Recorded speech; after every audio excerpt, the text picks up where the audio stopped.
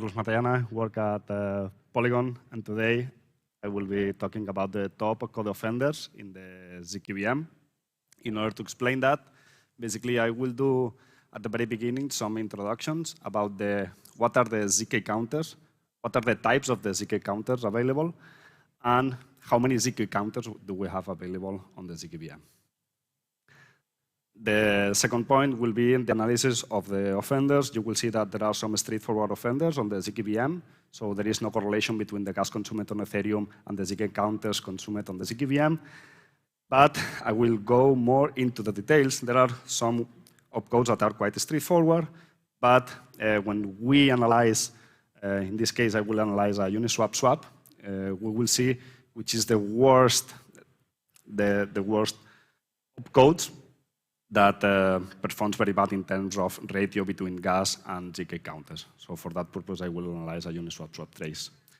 And in the third point, I will basically explain it, what are the next steps, how I would say how we can optimize those opcodes in order to have a better ratio between the gas and the zk counters wasted. And also I will explain two different approaches about how those opcodes could be priced on the zkEVM. Okay, so let's start. What are the zk counters? You can imagine the zk counters, if you can imagine the gas on Ethereum in order to measure some computational cost, execution cost, you can imagine the zk counters exactly the same as the gas, but on the zkEVM. Okay?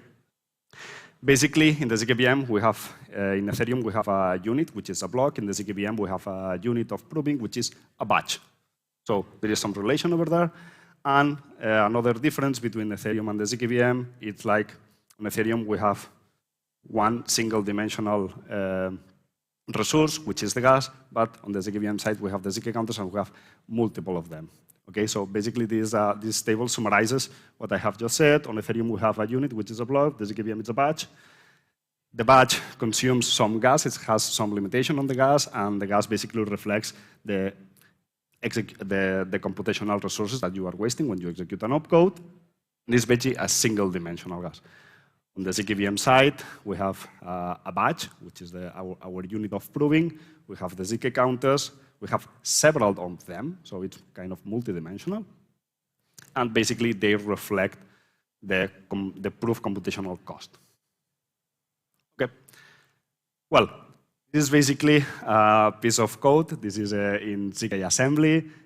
Basically, this is the zk-ROM. We implement the EVM in this zkAssembly language, which implements the EVM in a zkAssembly language. And basically, those are all the zk counters and all these values.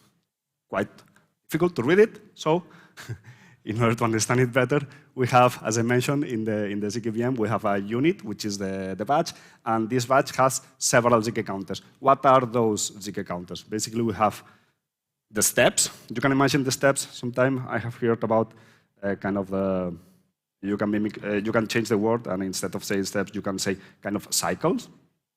We have the arithmetic state machine in order to do multiplications, and well, also we use the state machine in order to prove divisions by doing multiplications. We have the binary state machine in order to do additions, subtractions, and bitwise operations, basically. We have the memory aligned state machine. Basically, when you read a slot in the zkEVM, two different slots, and you want to join all the bytes together, we use that state machine. We have the keycack state machine, which is obvious, in order to do keycack hashing. We have the padding Polygon state machine and the Polygon state machine. Again, quite straightforward to do Polygon hashing, and when we want to do a linear Polygon, which is a concatenation of Polygon in order to hash a long array of bytes, we need to use the padding Polygon state machine. And the very last one is the SHA-256 state machine, which also do hashing, of course. So it is very important to say that each state machine has its own capacity. So as you may see on this slide, we have a lot of steps because I would say the computational cost of a step is quite low. It's just one, I would say, one hit, one row when we go through the program, through the zkEVM ROM. But for example, on the keycack, you can see that there are way less resources over there. Why is that? Because basically it's more complex. So it uses more resources. So it has less capacity, basically. One thing that is very important also to mention is that in a batch, we have all those zk resources. None of those zk resources can be overflow. If any of those zk resources is overflowed, it means that the proof could not be generated, basically. The prover could not generate that proof. So we need to be very aware of that. Okay, so let's do some kind of analysis on the, I would say, top code offenders on the zkEVM. And as I mentioned, there are super straightforward opcodes that consumes zk counters very directly, and clearly there are offenders on the zkEVM. What I mean when I say offenders, it means that those opcodes consumes some gas, and this gas is basically not reflected on the zk counters that they consume. So there is a misalignment over there. The most straightforward one, and of course you may heard about in every zkEVM, if you do a loop of kickax, then you are wasting a lot of zk resources, but you pay quite cheap gas. So for example, the first code is the kickax. The second code is the code copy and call data copy. In this case, I would say that all opcodes that has some kind of dynamic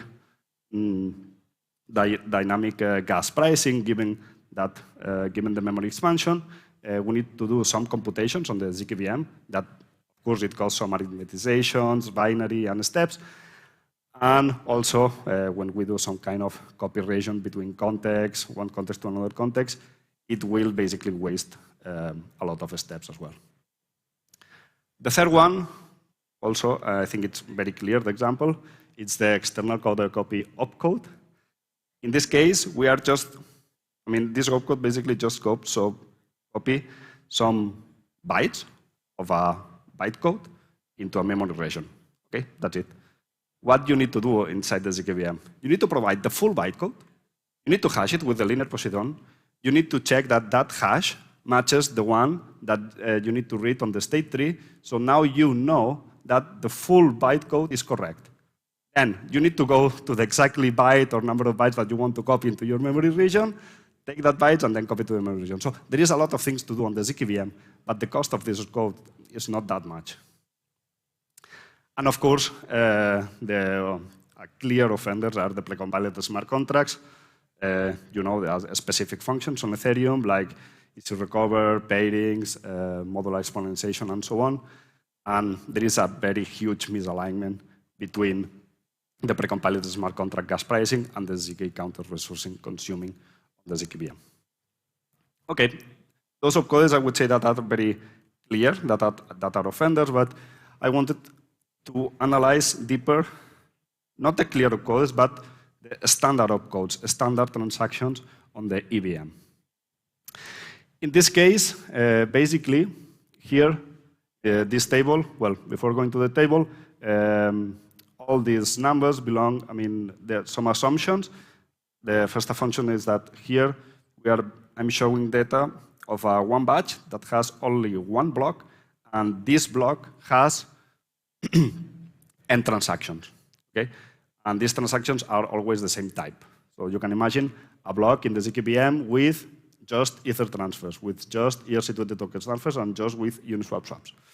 So let's go for the first one, the Ethereum transfer. We can fill up to 2,000, more or less 2,000 transactions inside a batch, and we can see that the top zk counter, the more limiting zk counter, is the arithmetic. Why? Because we are basically checking the signature inside the zkEVM, so we are doing a lot of easy recover. The easy recover uses a lot of arithmetic state machines. If we go to the next two ones, the ERC20 token and the Uniswap swap, what we can see is that, okay, we can fit less transactions because you have some execution to do. And we can see that the top opcoded zk counter offender are basically the steps. Either in the ERC20 token and the Uniswap swap. Regarding the Uniswap swap, it gets even worse. You hit the top, the limit of steps, and the other state machines remain at half capacity, even less. Given those numbers, we're going to get into the details of what are the opcodes in a Uniswap swap trace that consumes more steps. Okay, so yes, what are the opcodes that consume more steps in a Uniswap swap? So, in a Uniswap, if you analyze a trace of the Uniswap swap, you will find that push 1, push 2, mstore, pop, and push 20 are the most used opcodes. If you join all the steps consumed by all the appearance of that opcodes on the book trace, you will find that the push 1 opcode will weigh around 12,000 steps. And it appears, in the Uniswap swap, it appears 658 times. So same for push 2, mstore, pop, and push 20. So basically, these opcodes are the ones that consumes the most steps on a Uniswap swap. But let's go again into the details. Inside these opcodes, is the user paying the correct gas price? I mean, is the user paying the correct gas price in order because the opcode is consuming 12,000 steps? So here's the question, yes or no? So let's go to analyze a little bit. And here, basically, what I did here is comparing the gas of an opcode versus the steps that opcode consumed on the zkEVM. So basically, we can get some kind of a ratio between gas and steps. Here we can say that, by far, the worst opcode is the code copy, because it costs just 15 gas, and it consumes 1,000 steps. So the ratio is, I would say, quite bad. The second one is the mstore. Here I highlight it in green because it's one of the opcodes that has more appearance also on a Uniswap swap trace. So clearly, if we want to increase the efficiency of a batch in the zkEVM, clearly we need to optimize. We need to get better ratio in the mstore, for example, opcode. Third one is the call data copy, then push 32, and then call data load. If we want to get rid of those top opcode offenders, what we should do is repricing them or optimize them in order to get a better ratio, basically. On the other side, what are the best opcodes? What are the ones that basically the user is paying, I would say, fairly about the zk counters that it consumes on the zkEVM? So here we have, for example, the one, jump conditional, external code size, or log3. Of course, log3, as a store, and this kind of opcodes, the ratio is very, very, very, very low because basically you are paying that you are storing some data on the receipt tree or on the state tree. Okay, so now the question is how to price those opcodes accordingly to the zk counters that they are consuming, basically. Okay, and the most straightforward approach, which is the one that we are following right now, is a static approach. You can see you can imagine the batch as a monolithic batch.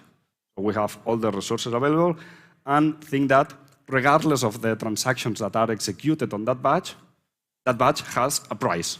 That's it. In this case, $0.01. So the sequencer basically pays for the batches that it posts to layer 1. And the verifier, when the verifier verifies those batches that are posted to layer 1, it receives the fees. That's it. Super simple. So the user, I would say that the user does not care about that, only the sequencer. And of course, this price is split among all the transactions in a batch. But then we can use, the next iteration, I would say, we can use kind of a dynamic approach. The dynamic approach is very similar to the gas limit on Ethereum. So imagine that we introduce here a new concept, which is kind of the zk gas and zk gas limit. So the sequencer does not pay for a full batch, but the batch is dynamic. So it means that basically the prover can decide the amount of the state machines that it needs to prove, basically. We can achieve that via the bad cops. And basically here the sequencer just sets a zk gas limit, very similar to the gas limit, which is the zk gas that the sequencer is willing to pay for a batch. And then when the verifier verifies the proof, it's subtracting gas for the gas limit. And if it runs out, it will be kind of an out of gas, but out of gas limit. So the batch is kind of invalid. Then the next step is, okay, let's analyze properly in the language, in the compiler, why those opcodes are performing so bad. And let's try to optimize them. Let's try to iterate, let's try to add more instructions in order for those opcodes to have a better ratio. Let's try to improve the constraints, the pill, in order for those opcodes to have a better ratio and not to be offenders on the zkEVM. If you want to know more about that, tomorrow we will do a workshop at 3 p.m. on Classroom C. It is called Optimize zkEVM Throughput Series 2. We did one on Brussels, which won the Series 1. Was a lot of people over there. So we're going to explain some optimizations that we did on the zk assembly side and on the compiler in order to optimize those top opcode offenders. Okay, thank you. Amazing. Great talk, Carlos. Muchas gracias. All right. So remember, you can post your questions on the QR code. We're going to start to hit the first one, the top one. What happens if the sequencer has a bug and it creates a batch that overflows the counters and then it gets committed to Ethereum? Yes, inside the, good question. Inside the ROM, it can happen two things. So inside the ROM, if the sequencer has a bug and commits a batch that overflows the counter, we have a program, as I mentioned, which is the ROM, which is an EVM implementation. But inside the zkEVM ROM, we control the counters that are wasted. If you overflow the counters, then the prover can prove the batch, but it's an invalid batch. I want to say invalid batch, it means that the old state root is equal to the new state root, so there is no state transition function over there. The issue is when you have a bug in the sequencer and in the ROM. Then you end up in a situation when you cannot prove the batch. Amazing, thanks. The next one is, how much does EOF help eliminate or reduce the top offender opcodes? Just read once this EIP. I would say that we need to analyze deeper what will be the top of offenders given the change of the bytecode and EOF, basically. Yep. It's very difficult to answer. yeah, no, I agree. It's common, but it's, yeah, it just requires a lot of work and, yeah, research. Do you still need counters if your proving system supports continuations? You need counters, but I would say that those counters will not overflow since you can continue the proving execution into another batch. So this will mean that basically any Ethereum transaction will be provable. But still, if you are just doing a loop of keycats, imagine that you're doing a very large loop of keycats and it consumes 7 batches. That Ethereum transaction needs to pay the 7 batches. So we need to be aware on the proving system that it's computing 7 batches. I mean, thanks to the continuation, we will be able to prove it. You need to pay for it. Yeah, makes sense. So next is around gas costs. Would multi-dimensional EIP 1559 be useful?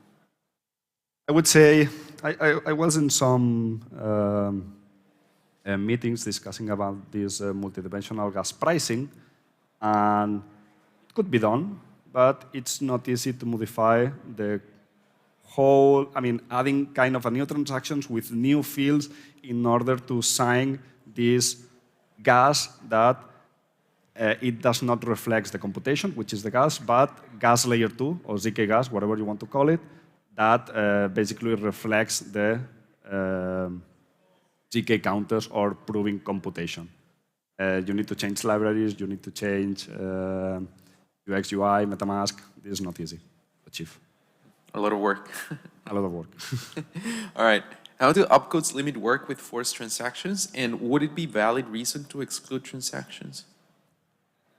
I mean, forced transactions at the very beginning is just regular transactions, but you just bypass the sequencer, and it works exactly the same that a standard transaction. If a forced transactions overflows the batch, which can be, and as I mentioned before in the first question, the batch will be invalid, and that's it. So at the very end, you are kind of, you want to force your transactions, but you are not achieving to execute your transactions because the batch is invalid. So, and every time, of course, that a user posts a forced transaction into layer 1, the user needs to pay for it because you are bypassing the sequencer. Right, right. The next one is, are there any steps that smart contract developers can already take now to reduce the usage of those offending opcodes? It's very difficult. You would need to go into assembly code, otherwise Solidity just put the opcodes most beneficial for execution, not to take into account the proving system. So I would say it's very difficult. Yeah, I guess it would require like, yeah, architecting the compilers and doing a whole bunch of like changes and then. Yes, again, yeah. Yeah, really deep knowledge of that. Are there any, this is the last one, are there any concerns with the resulting divergence with L1 fees in terms of user experience?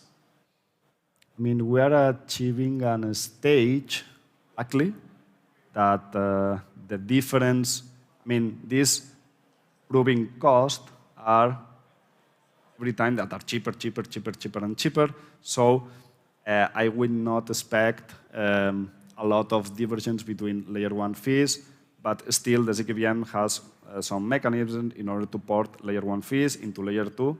It's the EIP 1559 in the base fee, so it can reflect the data availability cost on layer 1. So yeah, this is just a technique, but there are several ones. Yeah, but I guess like there's a lot of improvements still in the backlog to keep improving layer 2s instead of like, yeah. It's a lot of work. And I think with that, we complete all the questions. Thank you so much, Carlos. Thank you. It's been a pleasure.